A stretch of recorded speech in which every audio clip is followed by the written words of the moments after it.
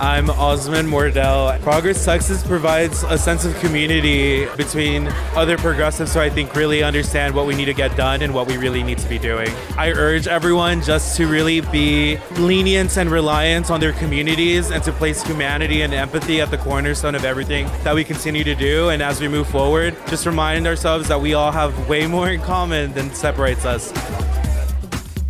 It's Monday, February 2nd, 2026, and this is the Progress Texas Daily Dispatch, rapid response on the breaking news stories Texas progressives need to know.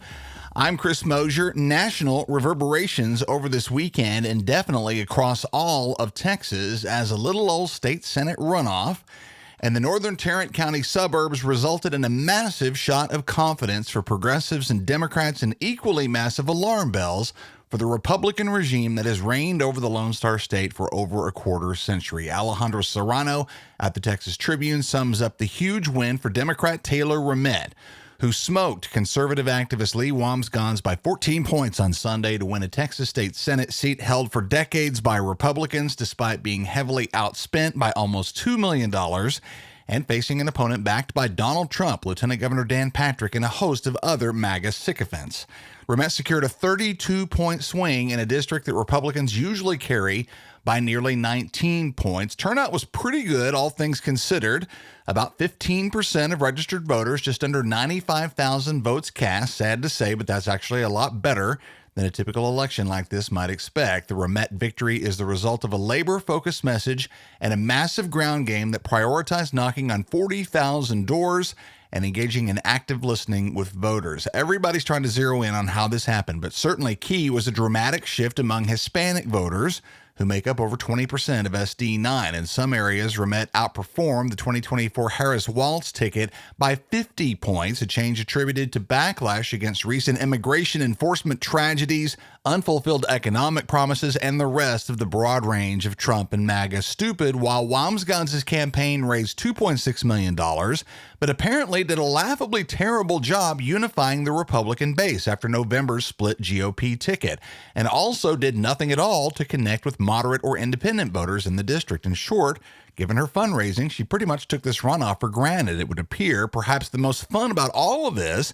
is watching Republicans scramble to explain this ass-kicking. We're hearing lamentations again about poor outreach and internal division, but not a lot about how tired people have gotten of their divisive culture war crap. Hilariously, Donald Trump, having posted multiple times on his Truth Social platform begging Tarrant County MAGA types to turn out over the last few days, when asked about it on Sunday at Mar-a-Lago, scrambled to distance himself from the results, stammering to reporters, quote, "I'm not involved in that. That was a local Texas race. I'm not on the ballot, so you don't know whether or not it's transferable. I don't know anything about it. I mean, I know there's a race going on there. That's too bad. What can I say? I have nothing to do with it," unquote. That's got to make Lee Wambsgans feel special. All of this is great fun for progressives and has revitalized Democratic hopes for the November general election. But we advise a nuanced view here. Rather than seeing the Taylor Rehmet win as a bellwether of some mystical blue wave, rather we should see it as proof that hard work can pay off for Democratic candidates in Texas. The danger now is progressive voters seeing a blue wave as somehow inevitable. It is absolutely not. In fact, now that Texas MAGA has taken an embarrassing loss, we can expect to see Republican efforts at the local level renewed as well. We can celebrate today, but we must also double down and sustain that drive and this inspiration all the way to November, when in addition to all the other pivotal elections on that ballot, Taylor Rehmet and Lee Wambsgans, both running unopposed in the primary, are set for a rematch. Also this weekend, a step towards resolving what has become over a year of disrupted national representation for Houston's 9th Congressional District, as Harris County Attorney Christian Menifee prevailed over former Houston City Council member Amanda Edwards in that runoff to fill the long-vacant U.S. House seat, empty since the death of Congressman Sylvester Turner nearly a year ago. Gabby Birnbaum at the Texas Tribune says Menifee is set to be sworn into the U.S. House of Representatives today. After securing roughly 67% of the vote, he will serve the remainder of the late Congressman Turner's term, which expires in early 2027. His seating narrows the Republican House majority to 218 to 214, leaving Speaker Mike Johnson with only a one-vote margin for party line legislation. Here as well, a rematch is in play, but much more immediately. A newly redrawn CD18 primary ballot in mere weeks will feature a three-way battle between Menifee, Edwards, and 21-year incumbent Congressman Al Green, whose home was redrawn into the 18th district during the recent Trump-ordered and Greg Abbott-delivered congressional redistricting scam. Age becomes a major factor here, as the CD18 race will now highlight a generational debate within the Democratic Party. 78-year-old Al Green frames longevity as an advantage, citing the power of seniority and committee influence, while Menifee, 37, and Edwards, 44, represent a push for younger leadership following the deaths of longtime district champion Sheila Jackson Lee, who was 74 when she passed, and Sylvester Turner, who died at 70. Both of those deaths in office handing Donald Trump's Republicans an unearned and consequential advantage in the U.S. House over the last year or so. Turnout for the CD18 runoff was disappointingly low, only about 23,600 votes cast for about a 6% participation rate. That's a sharp decline from the 20% turnout for the November special election. Might be some fatigue setting in, as voters in key Houston neighborhoods, including the Third Ward and Kashmir Gardens, will soon be casting congressional ballots for the third time in just 5 months with the upcoming primary. Here's hoping the Tarrant County win will fire folks up to vote again, not only in CD18, but across the entire state of Texas.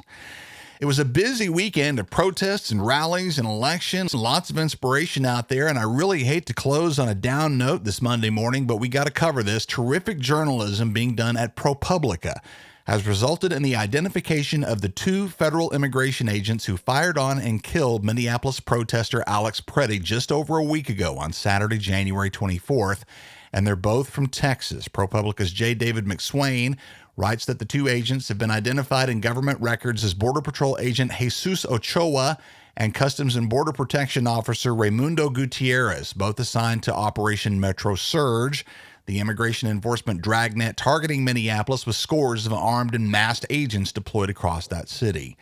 This ProPublica reporting circumvents efforts by multiple agencies to keep Ochoa and Gutierrez's identities undisclosed.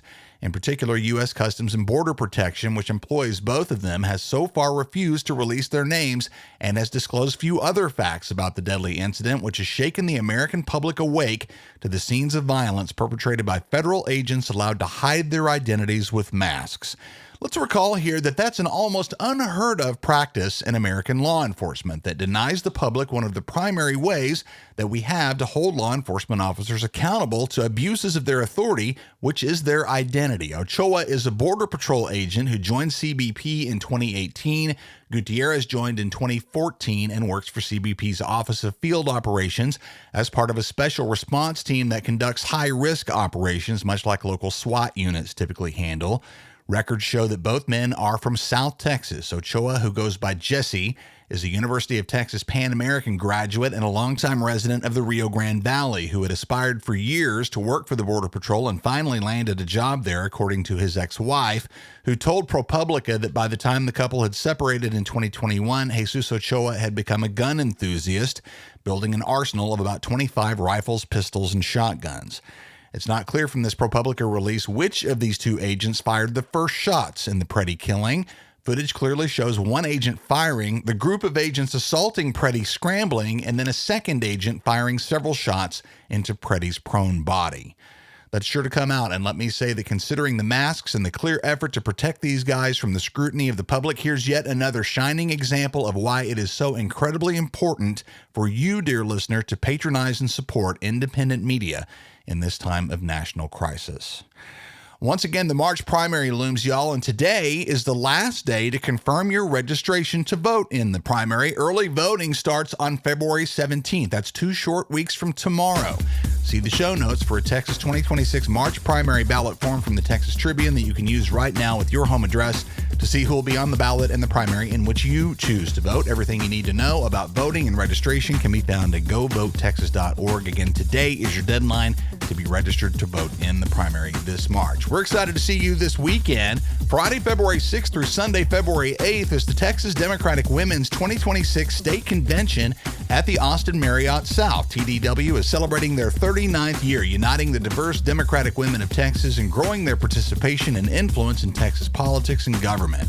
Proceeds from the convention support the general election campaign of Democratic women in various races across the state, and Progress Texas will be leading a workshop on the use of social media in politics starting at 4 p.m. on Saturday the 7th.